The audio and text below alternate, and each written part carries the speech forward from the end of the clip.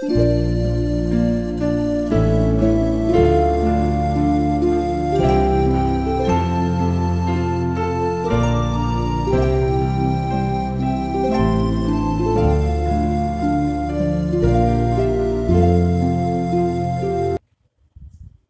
Bapak Ibu dan saudara-saudara yang kekasih dalam nama Tuhan Yesus Kristus.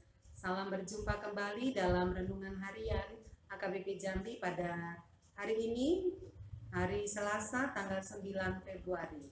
Saudara, saya ajak kita menghampiri hadirat Tuhan lewat nyanyian pujian. Kita sama-sama menyanyikan di tempat yang berbeda, tapi kita punya satu tujuan yang sama, yaitu menyanyikan pujian kita bagi Tuhan.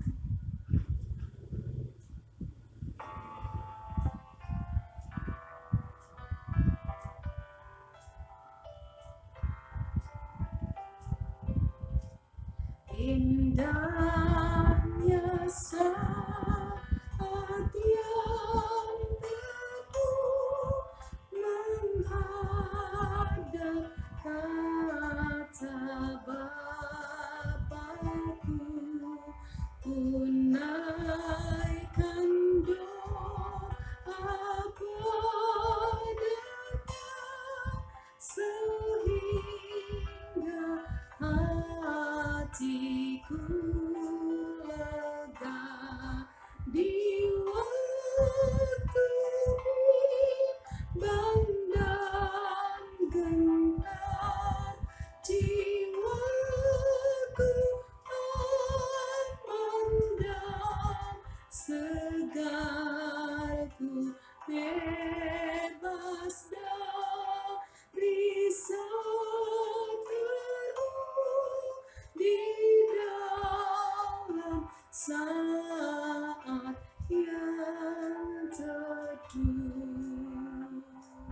Kasih karunia dari Allah Bapa, kasih sayang dari Tuhan kita Yesus Kristus, dan persekutuan daripada Roh Kudus, itulah kiranya memberkati kamu sekalian.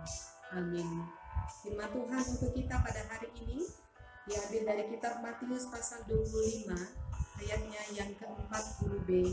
Demikianlah bunyinya: segala sesuatu yang kamu lakukan untuk salah seorang dari saudaraku yang paling hina ini, kamu telah melakukannya untuk aku. Saudara, menjadi orang Kristen bukan saja terletak pada simbol salib yang ada di dalam rumah kita, atau yang ada di dalam kendaraan mobil kita, atau pada aksesoris-aksesoris yang kita gunakan. Bukan pula pada KTP atau identitas lain yang kita gunakan di kantor, di bank, atau dimanapun berada. Tetapi menjadi orang Kristen, saudara, berarti punya kerelaan dan kesediaan untuk mengikuti jejak-jejak kaki Kristus, mengikuti gaya hidup Kristus yang sangat sederhana, mengikuti tutur katanya yang baik, yang sopan, mengikuti kerelaan hatinya untuk berkorban, meniru kasihnya yang begitu besar dan luas, yang tidak memandang bulu. Apakah dia kaya atau miskin, sama-sama dikasihi Tuhan. Apakah dia tua ataupun muda, pun sama-sama dikasihi Tuhan. Apakah dia orang pintar ataupun bodoh, itu juga dikasihi oleh Tuhan. Apakah dia orang baik ataupun dia orang jahat, pun sama-sama dikasihi Tuhan. Semua dikasihinya, semua diselamatkannya, semua dipeliharanya, semua dilindunginya.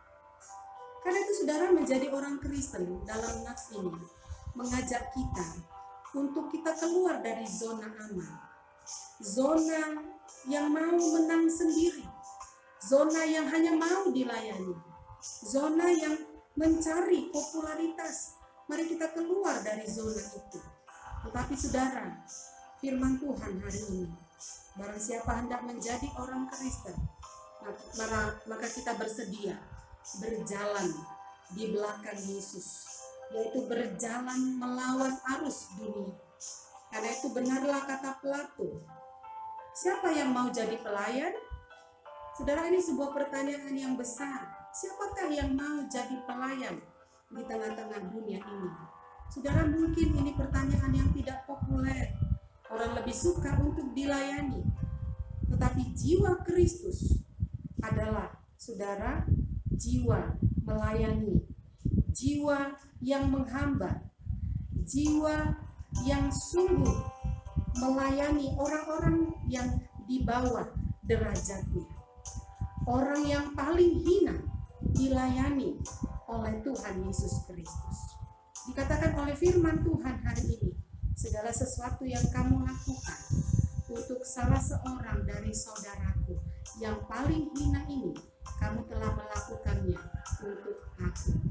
Siapakah yang paling hina di dunia ini?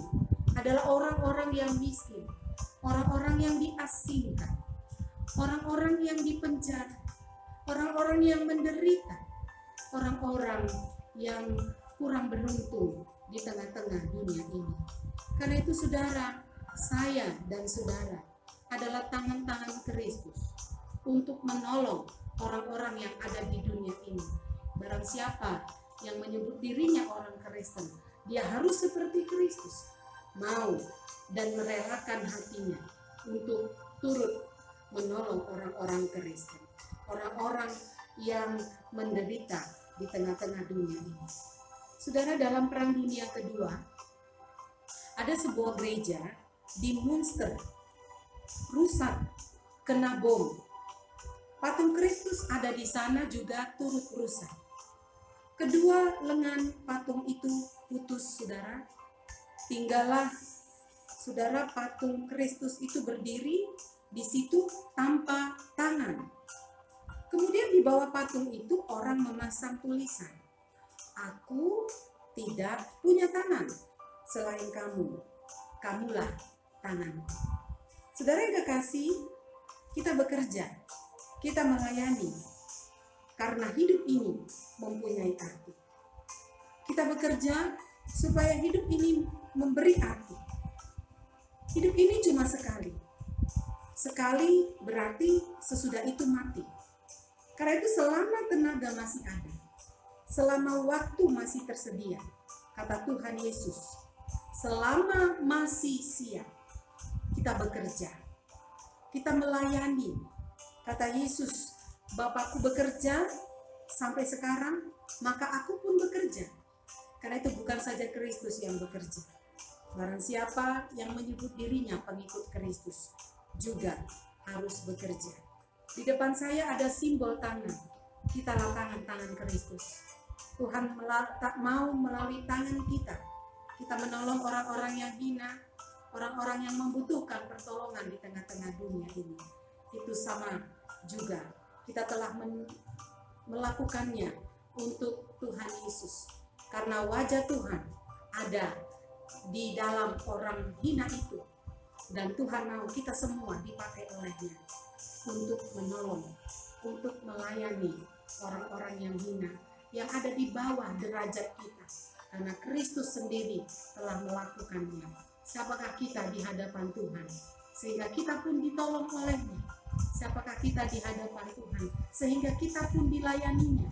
Siapakah kita di hadapan Tuhan? Sehingga kita pun dibantu olehnya. Dia mau berkorban, mencurahkan darahnya buat kita.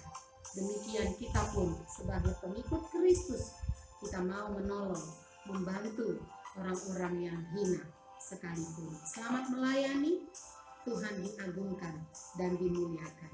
Amin. Kita berdoa.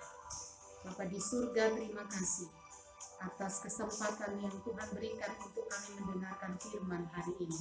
Kuatkan kami Tuhan, agar kami menjadi pengikut-Mu yang setia, yang dapat melayani orang-orang kecil, orang yang diabaikan di tengah-tengah dunia ini. Maka Tuhan berkenan atas pelayanan kami. Kuatkan kami dengan pertolongan Roh Kudus. Dengan kekuatan Roh Kudus itu kami disanggupkannya. Dalam nama Yesus kami berdoa. Amin. Shalom Bapak Ibu dan Saudara sekalian. Nama Tuhan dimuliakan.